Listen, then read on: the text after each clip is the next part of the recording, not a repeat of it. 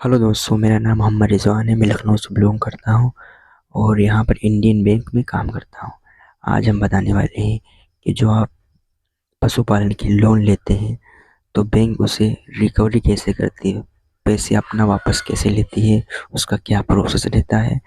और अगर आप टाइम पर पैसा बैंक को वापस ना लौटाएं जो उसने टाइम दिए दे रखा हो, तो बैंक क्या कदम उठाएगी।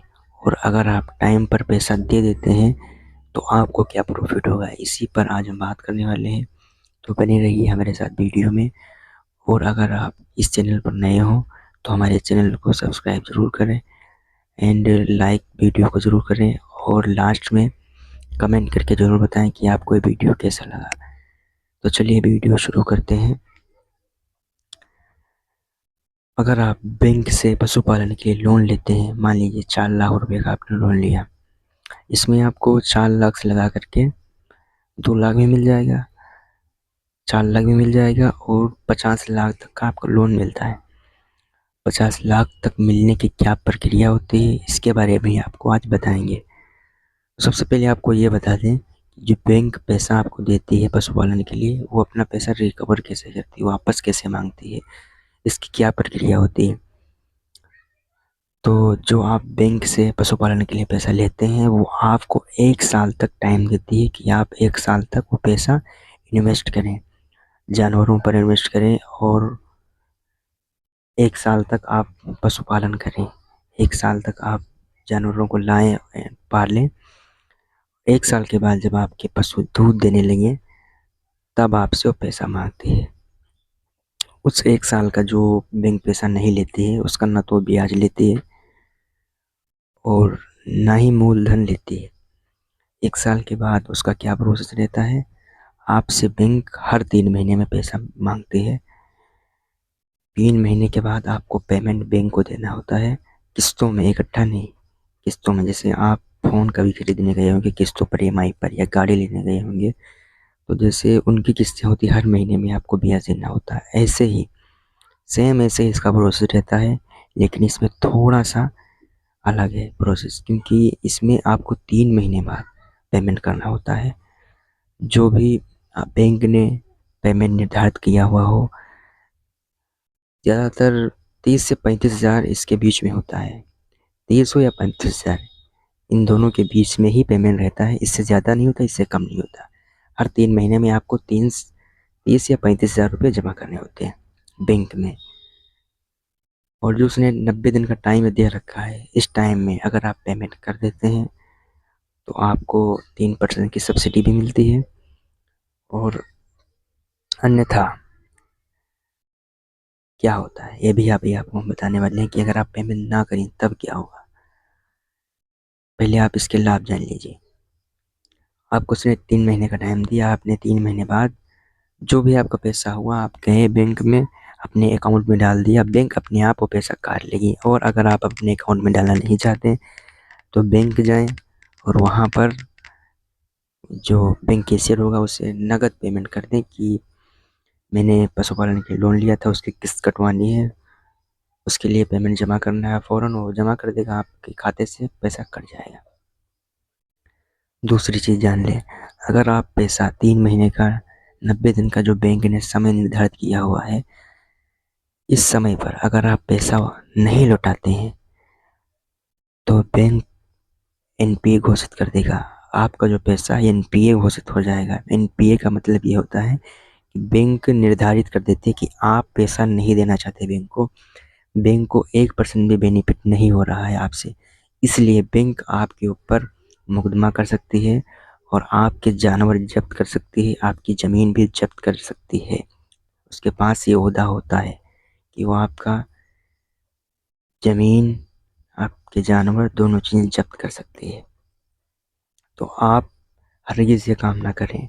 अगर बैंक ने एक 3 महीने का टाइम दे रखा है, पहले आपको 1 साल का टाइम देती है लंबे समय तक, कि 1 साल आपसे कोई पैसा ही नहीं लेती है। हर आदमी चाहे तो 3 महीने बाद पैसा दे सकता है, क्योंकि 30 या 35 हज़ार रुपये 1.5 साल के बाद आपसे मांग रही है लगभग, तो आप आराम से दे सकते हैं। लेकिन बहुत सारे लोग ऐसे हैं जो पैसा देना ही नहीं चाहते हैं, बैंक से पैसा तो ले लिया लेकिन उनको देने की नीयत नहीं होती, इसलिए बैंक अपना कदम उठाता है और अपना पैसा वापस लेने के लिए वो आपके जानवरों को और आपकी ज़मीन पर कब्जा कर लेता है, क्योंकि उसके पास भी कोई और रास्ता बचता नहीं इसके अलावा। और दूसरी चीज़ ये भी जान ली कि बैंक कितने दिन के लिए आपको पैसा देती है। तो बैंक का जो प्रोसेस रहता है वो लगभग 3 से 7 साल के बीच में होता है।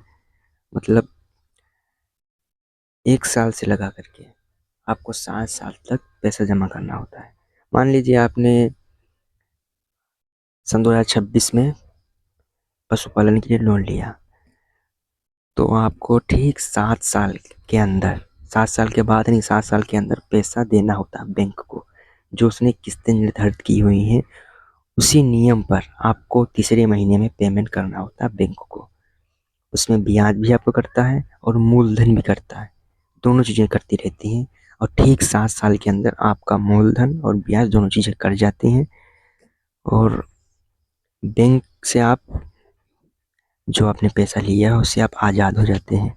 लेकिन थोड़ा और आपको बता दें कि आपको बेनिफिट क्या होगा अगर आप, जैसे कि बैंक ने निर्धारित किया हुआ है, अगर आप 3 से 7 साल के बीच में पेमेंट जमा कर देते हैं। मान लीजिए पहले साल से 3 साल के बीच में अगर आपने पेमेंट जमा कर दिया बैंक को, तो 3 साल के अंदर अगर आप जमा करते हैं तो आपको बैंक से लाभ ये होगा कि बैंक आपको फ़ौरन 90 दिन के बाद 50 लाख तक का लोन दे देती है और उसमें कोई प्रक्रिया भी नहीं करनी पड़ती, ना तो कोई प्रोजेक्ट रिपोर्ट, ना तो किसी चीज़ की छानबीन।